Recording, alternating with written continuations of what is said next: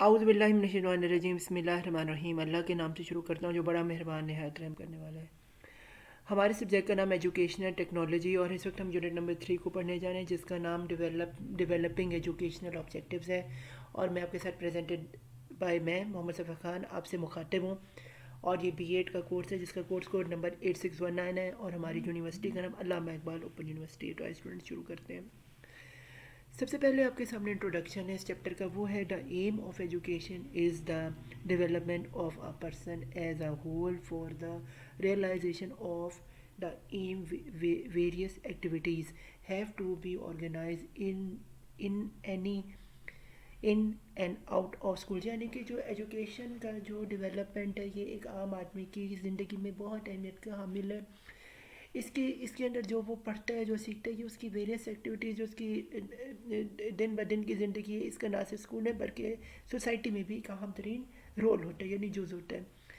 Are very widely and comprehensive, ये बड़ा widely फैलाव इसका होता है और इसका कॉम्प्रिहेंसिव यानी एंड तक ज़िंदगी के जाता है आगे कि how such and societies all contribute to draw their realization. यानी कि सोसाइटी जैसे हम घर है, स्कूल है और सोसाइटी है, ये सारी चीज़ें जो कंट्रीब्यूट करते हैं इसकी ये तौर तरीके सीखने में जो उसके रियलाइजेशन में उसकी जो है काम आते ज़िंदगी भर। फिर है जी objectives are part of these broader aims, इसके जो ऑब्जेक्टिव ब्रॉडर पार्ट्स हैं इसके एम्स हैं। फिर school can help in achieving of objective of institution, यानी स्कूल जो है वो अचीव मदद करता है ऑब्जेक्टिव हासिल करने के किसी भी इंस्टीट्यूशन के अंदर। फिर है efforts have been made in this unit to highlight all the steps which are while writing educational object, यानी कि जब आप एजुकेशन ऑब्जेक्टिव्स के बारे में लिख रहे हो तो ये यूनिट आपको बहुत ज़्यादा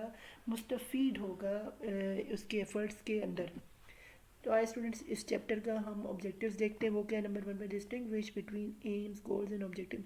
हम डिस्टिंग्विश करेंगे एम्स के बारे में, गोल्स के बारे में और ऑब्जेक्टिव्स के बारे में। नंबर 2 पे क्या है एक्सप्लेन द करेक्टरिस्टिक्स हो गया। हम करेक्टरिस्टिक्स ऑफ जो है इसके हम देखेंगे कि इस यूनिट के हैं क्या। फिर नंबर 3 पे क्या है realize and determine between cognitive, affective and psychomotor objective, यानी हम इन तीनों के बारे में डिफरेंस देखें। नंबर 4 पे state what word should be used and what word should be avoided while writing the objectives, यानी हम देखें कौन से लफ्ज़ का बोलना है, कौन सा लफ्ज़ का इस्तेमाल करना है, कौन सा लफ्ज़ का नहीं इस्तेमाल करना जब हम कोई भी ऑब्जेक्टिव लिख रहे हों। फिर है नंबर 5 पे discuss how to write objective in behaviour terms.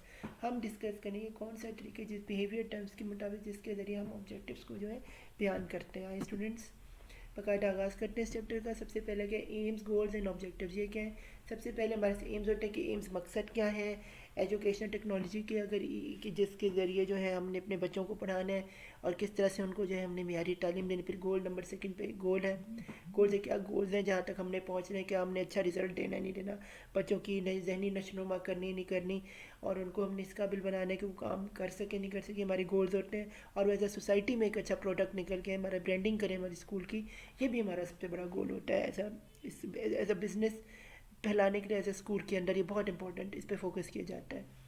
Number 3 पे क्या ऑब्जेक्टिव्स ये होते हैं कि हमारे बच्चे जो हैं वो अच्छे से कम्पीट कर सके और अच्छे अच्छे जो फेस्टिवल हैं, अच्छी अच्छी जो सेमिनार्स हैं और जो अच्छे अच्छे हमारे टीचर्स हैं इनकी भी क्वालिफिकेशन अच्छी हो ताकि हमारे स्टूडेंट्स को भी ये अच्छी तरह से मुस्तफ़ीद कर सकें क्लासरूम में। आगे स्टूडेंट्स हम चलते हैं ये जी करेक्टरिस्टिक्स ऑफ ऑब्जेक्ट। क्या करेक्टरिस्टिक्स हैं और ऑब्जेक्टिव्स हैं ये स्कूल के। ये नंबर 1 पे कि इंडिविजुअल, एक इंडिविजुअल जो स्टूडेंट है वो किस तरह से सोसाइटी के अंदर एक अच्छा प्रोडक्ट बन के आ सकता है अगर वो स्कूल से निकल के जाते हैं। तो ये एक पूरे एडमिनिस्ट्रेशन का एक इम्पॉर्टेंट जो होता है कि एज एन इंडिविजुअल को बेहतर करने का एक फोकस होता है। नंबर 2 पे क्या है बी पे कंटेंट ऑफ सब्जेक्ट मैटर, कौन सा कंटेंट है जिसमें सब्जेक्ट मैटर है, वो क्या क्या तरीके ख़ास तौर पे क्लास में पढ़ाने का तरीका और उसको जहनी उसको एक अच्छा इंसान बनाने के प्रिंसिपल वो कौन से इस्तेमाल जिससे जो है वो बेहतर इंसान। नंबर सी पे क्या, फिलोसफिकल एंड सोशल, फिलोसफिकल और सोशल इन्वायरमेंट उसकी कैसी होगी, तो वो जो है उसके लिए इस्तेमाल एक टीचर करेगा फिलोसफी को, और साइकोलॉजी बच्चे की देखेगा तो वो जो है सोशल इन्वायरमेंट में जो है घुल मिल जाएगा और एक अच्छा बच्चा साबित होगा। आगे स्टूडेंट्स हम चलते हैं। ये domain and level of international instructional objective, कौन से इंस्ट्रक्शनल ऑब्जेक्ट्स हैं और यानी जिनको हमें जिनकी डोमेन को हमें फॉलो करना चाहिए। फिर ए पे इस पे क्या है, कोग्नेटिव डोमेन पे हमें फोकस करना है। नंबर बी पे क्या है, अफेक्टिव डोमेन पे फोकस करना। नंबर कोग्नेटिव मतलब है जहनी सलाहियत, जहनी जो आपकी एबिलिटीज़, उसे कोग्नेटिव स्टूडेंट्स जो है हम डोमेन कहते हैं। उसके लिए टीचर को बहुत ज़्यादा जो है इसके लिए टेस्ट जो है और इसके लिए क्लास अटेंडेंस जो है उसकी जो है एटीट्यूड को पे फोकस। फिर अफेक्टिव डोमेन यानी कि इसका बिहेवियर में तो नहीं कोई मसला, इससे क्या इफेक्ट तो नहीं आ रहा, बच्चों को नहीं वो तंग कर रहा, कुछ और तो नहीं हो रहा, ये हमने बी में देखना है। नंबर सी पे क्या है, साइकोमोटरी डोमेन यानी कि उसकी साइकोलॉजी किस तरह के बच्चे की है, इसको भी हम समझने की कोशिश करते हैं एज अ टीचर। फिर है जी write education objectives in behaviour terms में हम देखते हैं ऑब्जेक्टिव्स के। एक है रॉबर्ट मैनेजर्स अप्रोच, इसकी क्या, identify of edu terminal behavior, what the pupil will be able to do after teaching. यानी आफ्टर टीचिंग जो है ये टीचर्स पर की जो स्टूडेंट्स हैं इनके बिहेवियर को आइडेंटिफाई किया जाता है, देखा जाता है किस तरह का अच्छा है या बुरा, उसको हम नोटिस करते हैं, उससे मैनेज करने की एज अ टीचर कोशिश करते हैं। आगे क्या है, describe the impact condition under which the desired behaviour change, यानी हम देखते हैं कि किस कंडीशन के अंदर जो है जो हमारी डिज़ायर बिहेवियर है उसके मतलब काम हो रहा है नहीं हो रहा, स्टूडेंट्स कोई और किस्म के उल्टे पुल्टे काम तो नहीं शुरू कर दिए क्लास में करने, जिससे टीचर जो है इरीटेट हो रहे हैं और स्टूडेंट्स में जो आपस में भी इरीटेट हो रहे हैं, लेकिन और क्लास का कोई पढ़ने लिखने वाला माहौल नहीं बन रहा। फिर एक्सपेक्टेड टू टेक प्लेस, इसीलिए इस टीचर को जो है वो टेक कर केयर करे अपनी प्लेस की, अपनी अहमियत की as a teacher, as a leader class के अंदर।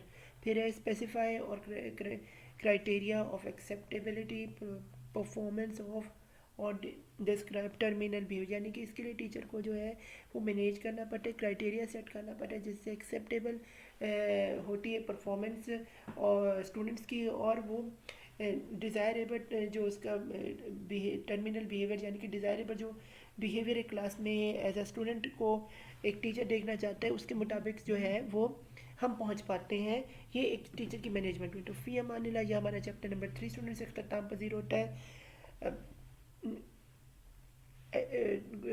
हमारा बीएड का एक कोर्स कोड 8619 था। तो good luck to your final exam. मेरे चैनल मोहम्मद सफला खान को सब्सक्राइब करें और वो सपोर्ट करें ताकि मैं इस तरह की और भी आपके लिए एजुकेशनल वीडियोस बना सकता हूँ। तो फ़ी अमानिल्लाह, अल्लाह हाफिज़, good luck to your final exams.